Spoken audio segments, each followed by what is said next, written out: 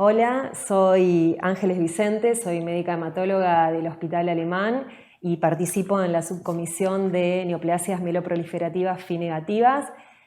Hoy estamos con el doctor Federico Sackmann, que es médico de Fundaleu y que participa también en la subcomisión para hablar sobre el tratamiento de la mielofibrosis, enfocando básicamente en aspectos prácticos del tratamiento con los inhibidores del JAK, o sea, con el ruxolitinib.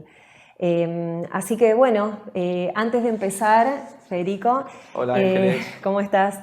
Quería preguntarte, antes de ir al tratamiento, si podés contarnos si hay alguna novedad en cuanto al diagnóstico, en cuanto a algún cambio diferente, algo que podamos hacer para el diagnóstico de nuestros pacientes. Sí, la verdad que en los últimos años cambios sustanciales en el diagnóstico no ha habido, pero sí se consolidaron las modificaciones, las incorporaciones que han pasado hace como en la última edición de la Organización Mundial de la Salud, justamente que con pilares importantes como las mutaciones driver, la incorporación del JAK, CALR y MPL, la mejor definición de la anatomía patológica, con justamente esta incorporación de la descripción del fondo, de los megacariocitos y la distribución de los megacariocitos, y sobre todo la importancia de descartar lo que es la presencia de la leucemia mieloide crónica.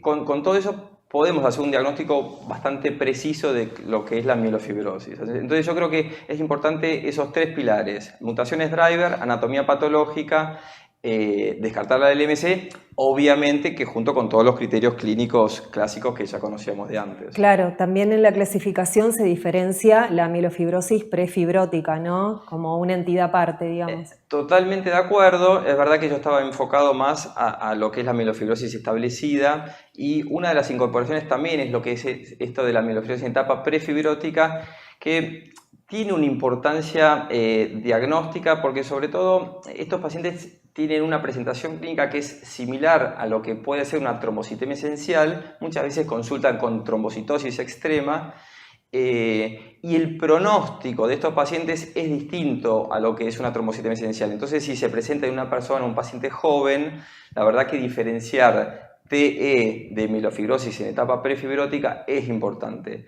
Más allá de que el tratamiento es similar. Claro, Básicamente no va a cambiar. esta apunta a la reducción del riesgo de trombosis. Perfecto, perfecto. Pero sí la importancia pronóstica, digamos. Exactamente. Genial. Bueno, ahora con los pacientes que tienen mielofibrosis establecida, sabemos que el ruxolitinib es una indicación de tratamiento cuando los pacientes tienen síntomas constitucionales o una esplenomegalia que es sintomática. Esta aprobación del medicamento se basa en los estudios COMFORT 1 y 2, que incluyeron pacientes con riesgo intermedio alto o de alto riesgo.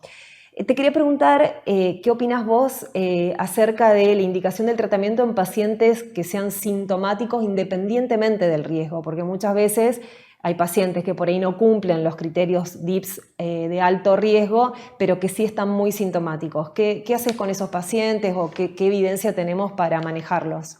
Perfecto. No, me parece que también es muy importante la aclaración o la pregunta, muy pertinente, porque por suerte en nuestro país la aprobación del ruxolitinib está más para lo que es la mielofibrosis sintomática, ya sea por esplenomegalia o por síntomas constitucionales, independientemente de lo que es el score de riesgo. Y esto es una diferencia con la aprobación en Estados Unidos. Entonces, el ruxolitinib lo que mejora es los síntomas constitucionales y la esplenomegalia. Entonces, yo creo que basar el tratamiento en un score de riesgo, en este caso pierde un poco el sentido. Entonces, si el paciente está sintomático, independientemente del riesgo, yo creo que el ruxolitinib es una droga correcta. Ahora, lo que puede ser difícil a veces es el momento, en qué momento vamos a empezar el tratamiento. Claro, a veces es difícil saber cuán graves tienen que ser los síntomas como para indicar. Entonces, ¿cómo decidís ahí? Sí. Porque a veces, si el paciente tiene una esplenomegalia que es sintomática, es más fácil, es como que la indicación es más fácil, ¿no? Sí, acá no hay ningún libro que nos marque el momento preciso en que uno tiene que empezar el tratamiento. Porque el tratamiento, yo creo que la decisión de empezar el tratamiento se va a desprender de la charla o de lo que nosotros sintamos o nos demos cuenta de cómo está el paciente. Porque si nosotros tratamos precozmente me refiero a antes de que tenga los síntomas el paciente con ruxolitinib, posiblemente la balanza entre eficacia y toxicidad se va a inclinar más hacia la toxicidad porque el ruxolitinib genera citopenias. Entonces es posible que si el paciente no estaba muy sintomático, no se beneficia mucho y ante la aparición de algún efecto adverso, el paciente o el médico termine suspendiéndolo.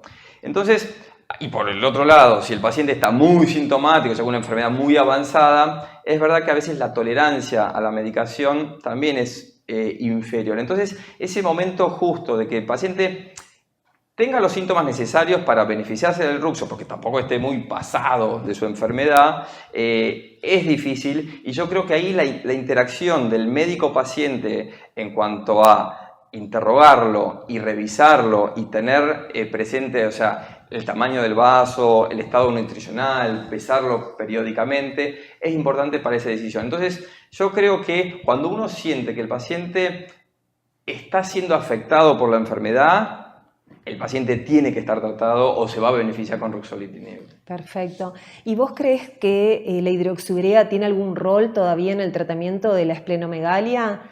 Mira, la hidroxiurea es inferior al ruxolitinib en cuanto a la eficacia, pero hay pacientes que reducen el vaso, incluso no sé cómo es la explicación, pero hasta mejoran los síntomas condicionales. Me pasó a ver pacientes con hidroxiurea mejoraron.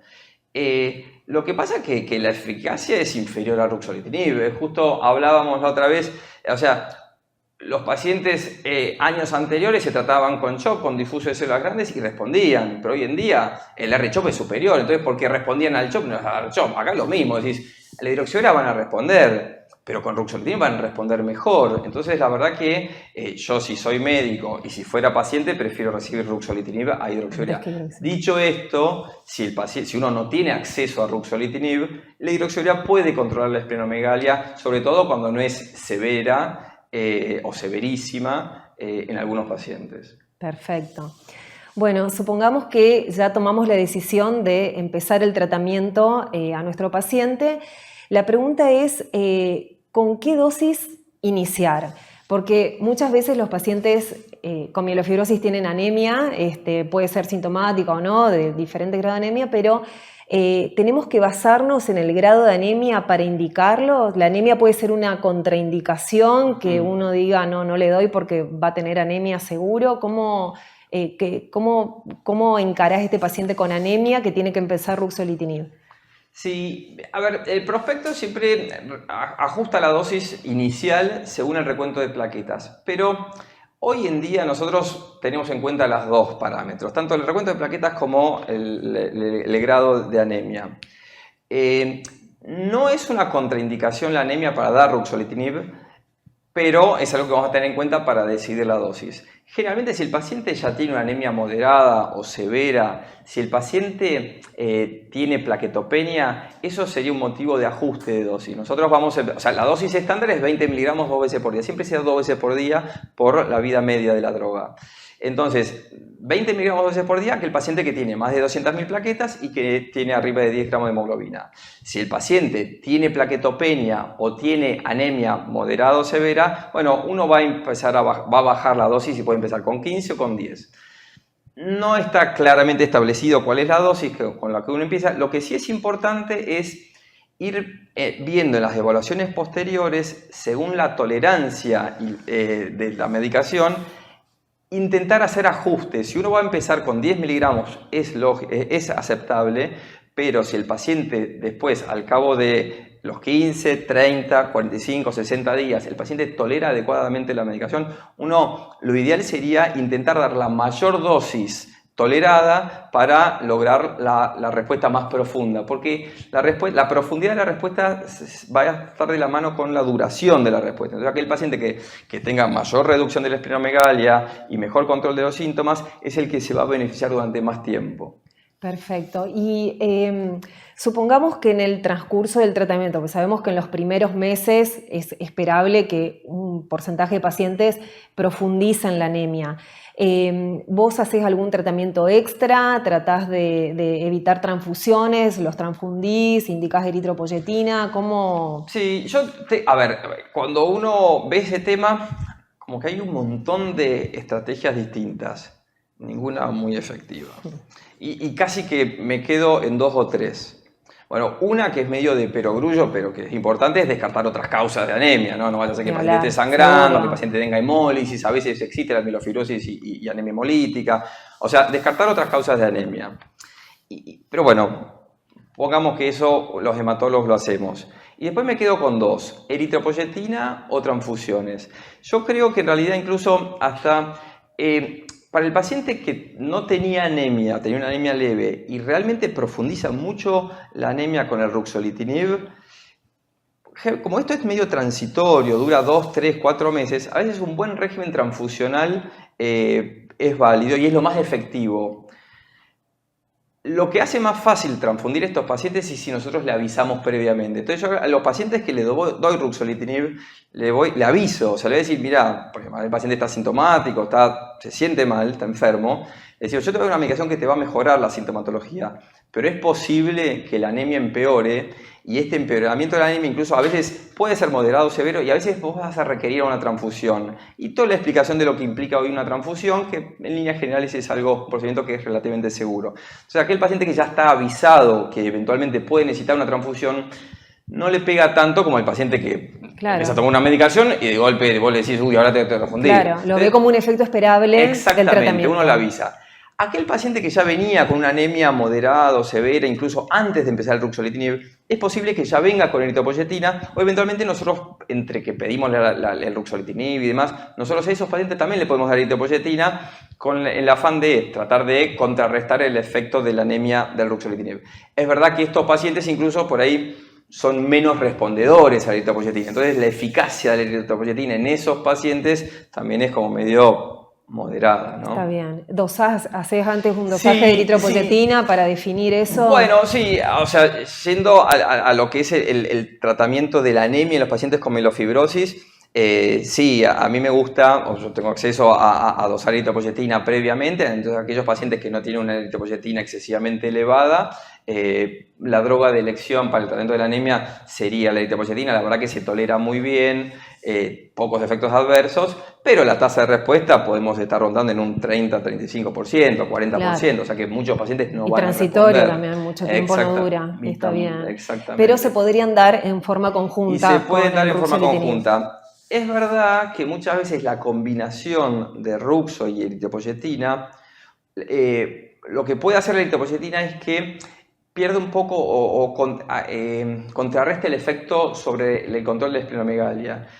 Me tocó ver pacientes que estaban con ruxolitinib con una buena reducción de la esplenomegalia y bajo eritropoyetina volvió a crecer. Mejoró un poco la anemia, pero nuevamente le creció el vaso. Como una eritropoyesis. Exactamente, estimulando la eritropoyesis, estimuló el órgano que tenía la eritropoyesis. Sí. Y ese paciente después se lo suspendí y bueno, la anemia no fue tan profunda y quedó sin eritropoyesis, pero tuvo ese efecto de nuevamente aumento de la esplenomegalia. Y de hecho eso está descrito porque ya hay otros, hay publicaciones. Hay reportes. Exactamente. Pero no por eso dejarías de intentar usarlo. No, exacto. Y acá un poco lo que decíamos al principio, es como un balance entre eficacia y toxicidad, ¿no? O beneficios y perjuicios. O sea, entonces, si le va a crecer un poquito el vaso, pero si el paciente eventualmente va a estar mejor de su anemia, bienvenido.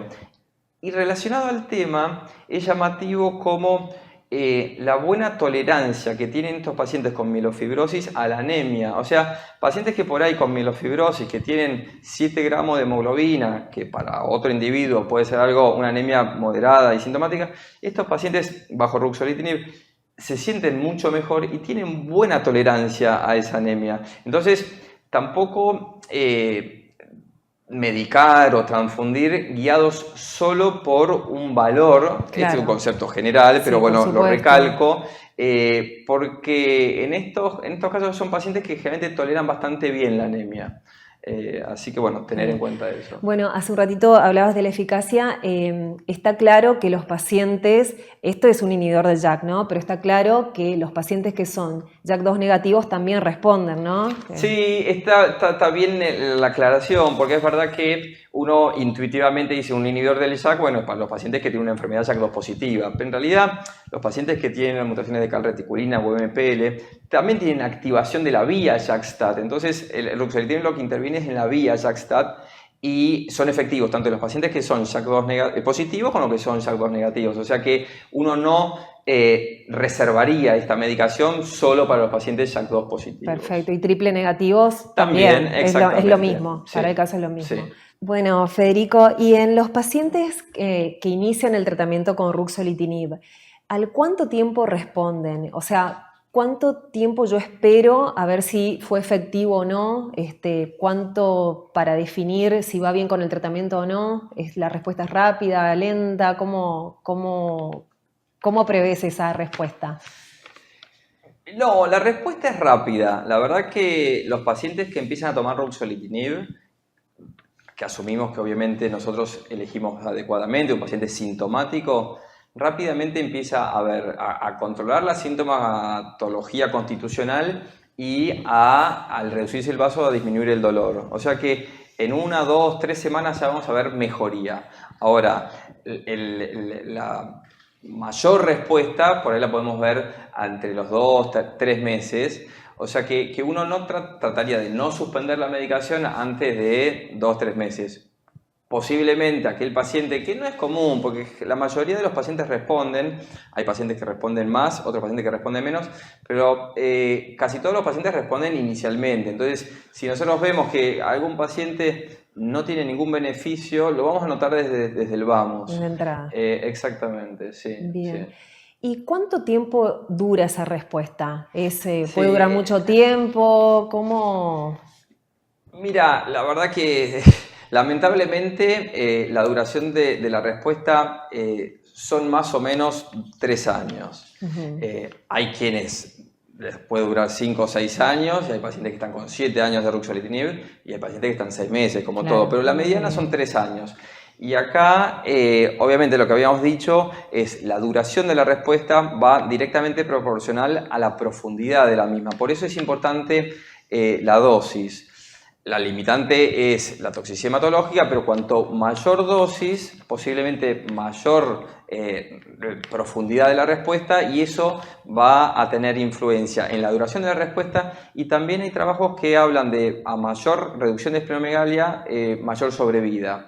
Entonces es importante, como digo, la dosis, lo que pasa que, bueno, la limitante que tenemos es la toxicidad hematológica. Perfecto. ¿Y esos estudios que hablan de mayor sobrevida tienen que ver justamente con el control de la esplenomegalia o cambia en algo la evolución de la enfermedad en cuanto a fibrosis o disminuye la aceleración de la enfermedad? ¿Tiene algún impacto sobre eso?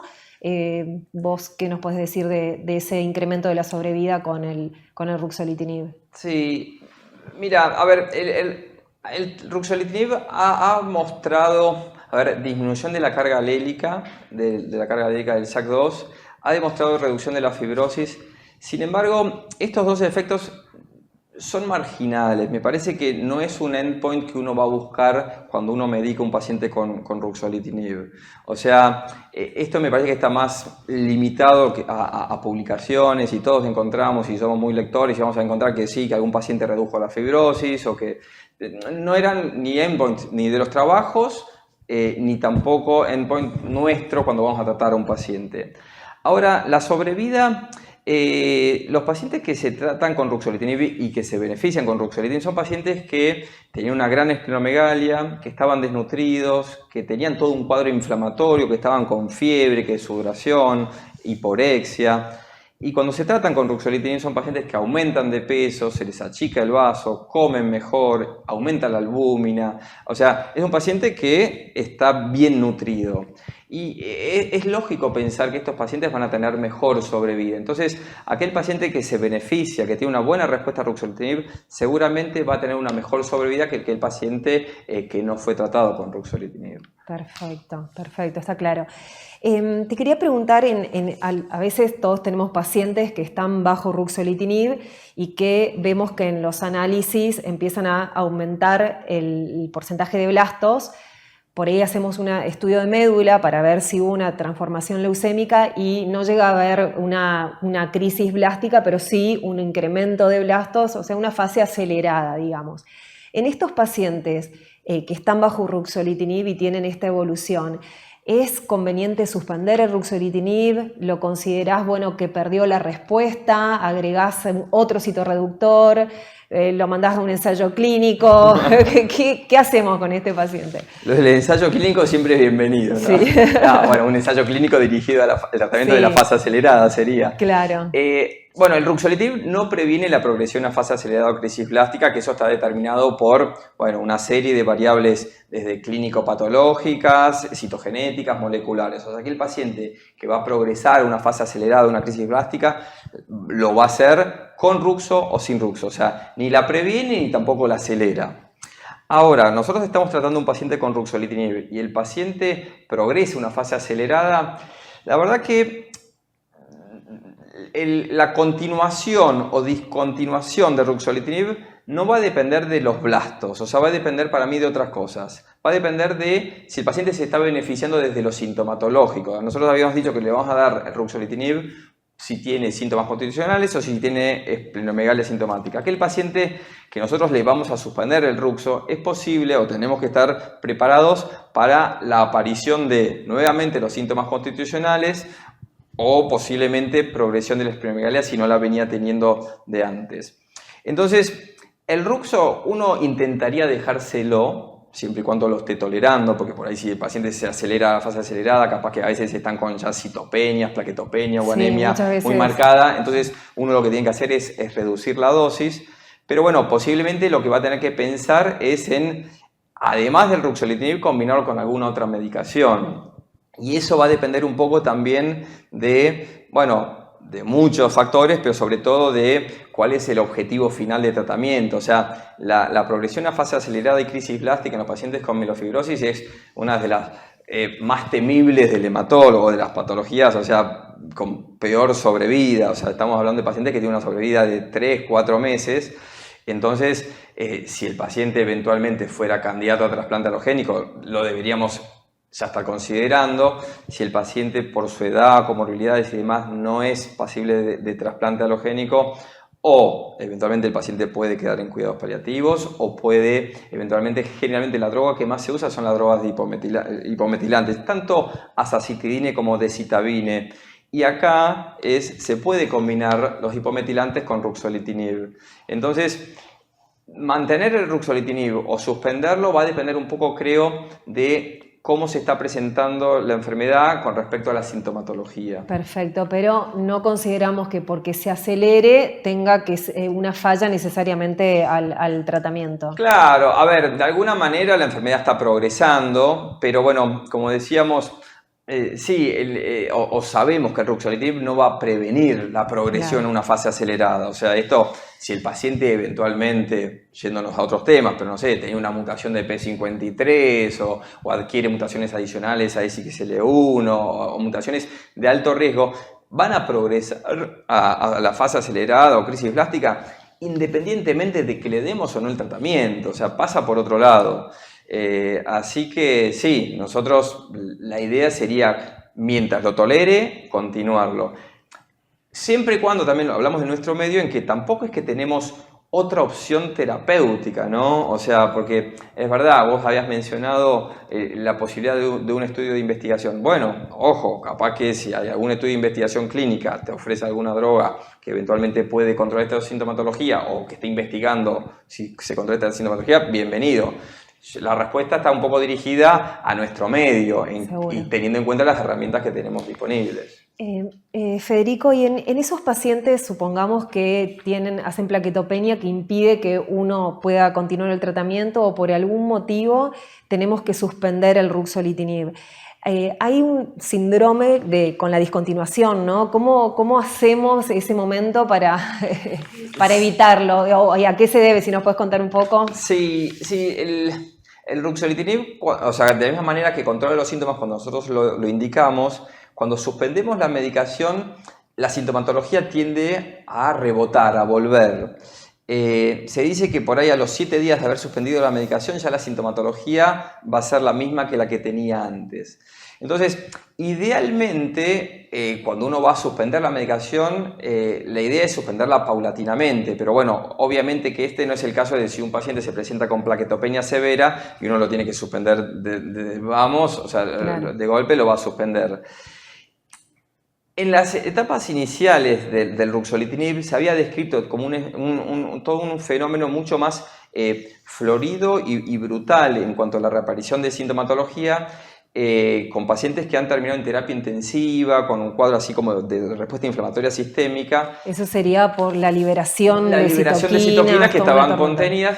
Pero después, cuando el ruxolitinib se empezó a usar ya más, mundialmente y posiblemente se lo usaba en pacientes no tan comprometidos como por ahí lo que fue la fase 1, se vio esto más, reaparición de la sintomatología, pero no como tan catastrófico como se había descrito inicialmente. Entonces, la recomendación es, si lo tenemos que suspender y se puede, hacerlo gradualmente.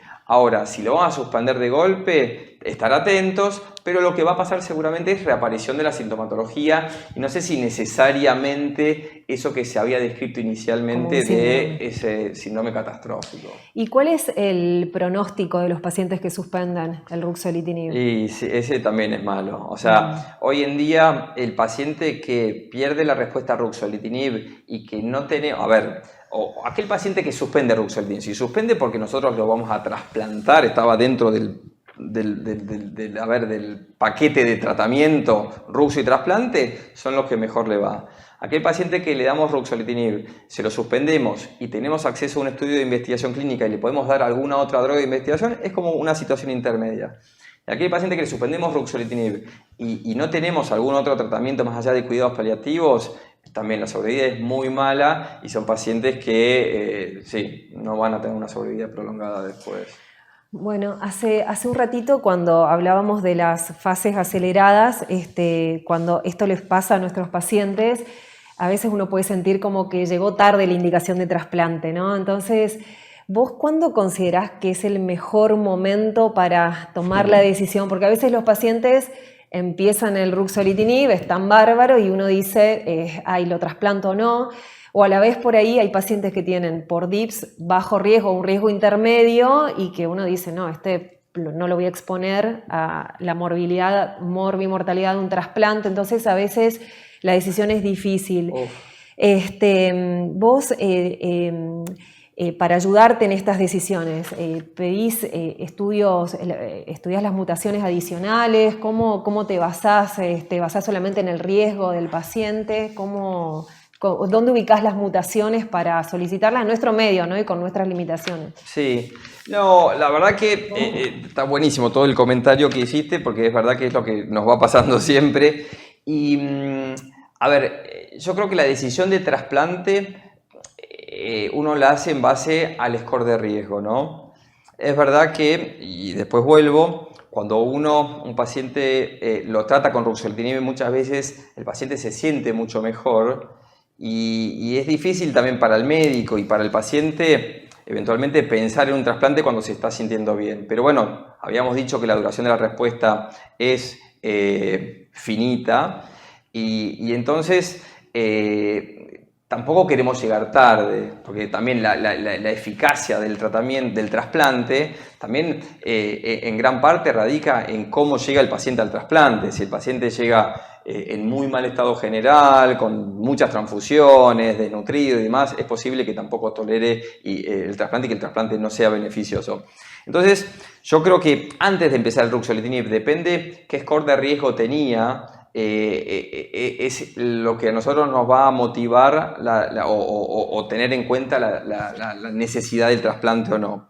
Si el paciente es un paciente que es candidato a trasplante por la edad, comorbilidades y demás, y tiene un score de riesgo intermedio 2 y alto, es un paciente que debe trasplantarse.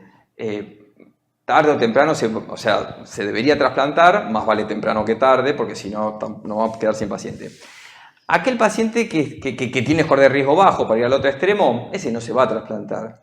Y nos queda el del medio, este que está con nosotros en el IPSS, es el intermedio 1, que no es ni de tan bajo riesgo ni de riesgo tampoco alto, y que muchas veces no sabemos mucho qué hacer si lo trasplantamos o no lo trasplantamos, porque el trasplante tiene una morbilidad que es importante. Y es acá, creo que, donde la utilidad de las mutaciones adicionales es mayor. En nuestro medio, el acceso a las mutaciones adicionales es limitado, nos cuesta desde que no tenemos muchos lugares donde las están haciendo y además es costoso. Entonces yo creo que seleccionar a estos pacientes es importante y es donde por ahí sí se justifica. Entonces un paciente que es candidato a trasplante, que por sus comorbilidades, por su edad, por todo, que tiene su donante y que nosotros estamos considerando el trasplante, perdón, justo me perdí la idea. Entonces, en estos pacientes son los que le vamos a hacer las mutaciones adicionales y vamos a hacer el esfuerzo. Si justo tiene presencia alguna mutación de alto riesgo, bueno, es el que ya nos vamos a empezar entonces a mover toda la maquinaria de trasplante. Nosotros sabemos que acá en Argentina tenemos un delay de entre 3 y 6 meses desde que decidimos el trasplante hasta que lo podemos hacer. Entonces, tenemos que empezar con tiempo. Creo que ese es el punto, el nicho más importante. O sea, está claro que el de riesgo bajo no lo vamos a trasplantar, intermedio 2 o alto, tendríamos que, empezamos el tratamiento, pero empezamos ya con la decisión del trasplante, tiene que ser de entrada, digamos, y por ahí en ese intermedio, si tiene una mutación de alto riesgo, lo mandás a trasplante. Por más que tenga pocos síntomas. Claro, es difícil, ¿no? Creo que en la práctica. Es difícil. O sea, la verdad que a mí me cuesta un montón derivar a un paciente a trasplante, pero bueno, creo que si vamos a mandarlo a trasplante, también tenemos que mandar a un paciente que pensemos que el trasplante lo va a beneficiar. Entonces, es una picardía llegar tarde. O sea, si nosotros, un paciente que estamos medio dudando, qué sé yo, y finalmente lo mandamos a trasplante y después le va mal porque llegó tarde al trasplante, y también es no está bueno. Entonces, yo creo que, no vamos a decidir el trasplante por una mutación. Estamos hablando que es un paciente que tiene un riesgo intermedio 1, o sea que ya tiene algo de riesgo, y por ahí tiene la mutación, y eventualmente hay otras variables, como por ejemplo, si tiene plaquetopenia, o si la anemia, una cosa es tener anemia, otra cosa es requerir transfusiones. Entonces, si la anemia es severa, son pacientes que ya también tienen un riesgo importante. Si tiene alguna alteración citogenética, si tiene blastos en sangre periférica, vos me hablaste de la fase acelerada, bueno, hasta 10%, pero bueno, si empezamos a ver que empiezan a aparecer blastos, son esas variables, o sea, los blastos en sangre periférica, la anemia con requerimiento de transfusión, la plaquetopenia, que estos pacientes no se van a recuperar de eso. Entonces, más una mutación adicional y bueno, tiene que ir a trasplante. Por eso es importante hacerlo dinámico, el medir el riesgo en forma dinámica, ¿no? Cada vez, en cada consulta, tenerlo siempre en cuenta. Claro, porque nosotros estamos con eso el inicial de los rótulos, ¿no? No, este paciente tiene riesgo bajo. Bueno, riesgo bajo hace 10 años, capaz que después a los 5 o 10 años el riesgo va cambiando y está bueno, sí, ir actualizando justamente esto. De hecho, tenemos estas herramientas dinámicas y que nos permiten un poco ir estableciendo o prediciendo el riesgo en la evolución del tiempo, en la evolución de la enfermedad. Bueno, y lo último que te quería preguntar es ese paciente que va a trasplante y por ahí no le habías hecho un tratamiento antes, pues no necesitó, pero tiene un riesgo alto y tiene esplenomegalia, pero no es sintomática. Hay reportes de que se usa el ruxolitinib como para reducir la esplenomegalia previa al trasplante, ¿les va mejor a esos pacientes? ¿Qué opinás? Sí, antes de lo que vaya a decir, está bueno aclarar, como en muchas de las cosas que estuvimos hablando, que por ahí la evidencia no es contundente. O sea, el grado de evidencia es bajo, ¿no? O sea, son más recomendación de expertos que otra cosa. O reportes, por ahí. O reportes. Sí. Entonces, la tendencia es en aquel paciente que tiene una esplenomegalia significativa, o sea, por ahí que llega a la línea medio umbilical, o que tiene sintomatología, o que está desnutrido, y hacerle un curso de 3 meses de ruxolitinib, que incluso la preparación del trasplante nos va a llevar ese tiempo, es aconsejable. O sea, ningún trasplantólogo le gusta recibir a un paciente que tiene una esplenomegalia significativa porque dice, ese nos va a secuestrar ahí todas las células progenitoras. Entonces, mejorar el estado nutricional, reducir el vaso, creo que al paciente le va a hacer bien. Lo que pasa que son pacientes que eventualmente por ahí le estamos aumentando el requerimiento transfusional y sabemos todo lo contraproducente que puede ser la carga transfusional, un paciente que va a trasplantar.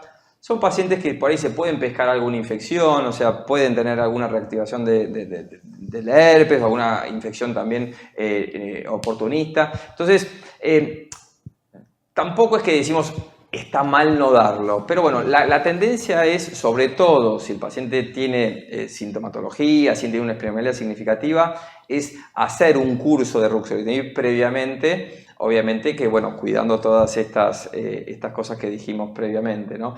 Y la idea es suspender el ruxolitinib cuando el paciente empieza el condicionamiento del trasplante. Perfecto, clarísimo. Bueno, perdón, y si me dejas, con respecto al ruxolitinib post-trasplante, para la mielofibrosis no tiene mucho rol, o sea, el ruxolitinib no es como los inhibidores de tirosina quinasa en el LMC que buscamos la mínima residual o en una Filadelfia positiva que buscamos erradicar la enfermedad mínima residual. Entonces, el ruxolitinib se lo da previo al trasplante para estas cosas que dije recién. Post-trasplante no se usa, salvo que el paciente pierda la respuesta del trasplante y, bueno, tiene reaparición de su enfermedad, ¿no? Claro. O para después, manejo de trasplantólogo, la injerencia de feto contra huésped o demás, pero bueno, no sería vinculado a la mielofibrosis. Clarísimo, clarísimo. Bueno, entonces, como conclusiones, podemos decir que para nuestros pacientes con mielofibrosis es fundamental entonces en el diagnóstico basarnos en las mutaciones driver y, o sea, el JAK2, KLR y MPL, y en la anatomía patológica, muy importante como para poder definir el diagnóstico, y que en cuanto al tratamiento y sobre todo para el inicio de ruxolitinib, tener en cuenta los síntomas del paciente independientemente del score de riesgo o del grupo de riesgo al que pertenezcan. Tener en cuenta también de que los pacientes pueden responder aunque sean JAK2 negativos, tratar en la medida de lo posible que el paciente tolere, dar la mejor dosis, la máxima dosis tolerada por el paciente, ir ajustando según el nivel de plaquetas, entre comillas, tolerar la anemia, nosotros también, ¿no? Frente a nuestros pacientes los primeros 3 meses, y tener en cuenta de que a mayor dosis, mayor probabilidad de respuesta, mayor duración de la respuesta también, y que la respuesta podemos esperar que dure aproximadamente 3 años. Muy importante lo que dijiste de que ya definir que ese paciente si va a ir a trasplante o no antes de que se acelere. ¿Qué más? Que la fase acelerada no sería un impedimento para continuar con el ruxolitinib. No, coincido con todo, la verdad que fue un buen resumen de lo que estuvimos charlando y no es que no lo dijiste, pero resaltar que a mí siempre me gusta decir que es fundamental hablar con el paciente. Nosotros estamos muy mecanizados con el desarrollo de las drogas, que con las mutaciones, con los estudios complementarios y corriendo con paciente tras paciente. Pero en definitiva somos médicos y teóricamente nos gusta hablar con los pacientes y queremos ayudarlos. Entonces, la mejor manera de interpretar qué es lo que le pasa al paciente es hablar con ellos, dejarlos que nos hablen también. Incluso también yo creo que el paciente es terapéutico poder hablar y que el médico les hable y los mire a la cara y toda la parte que es extra farmacológica. Me parece que no tenemos que olvidarnos de esa característica nuestra también, ¿no? Bueno, perfecto, genial. Muchas gracias, Federico. Gracias, Ángeles.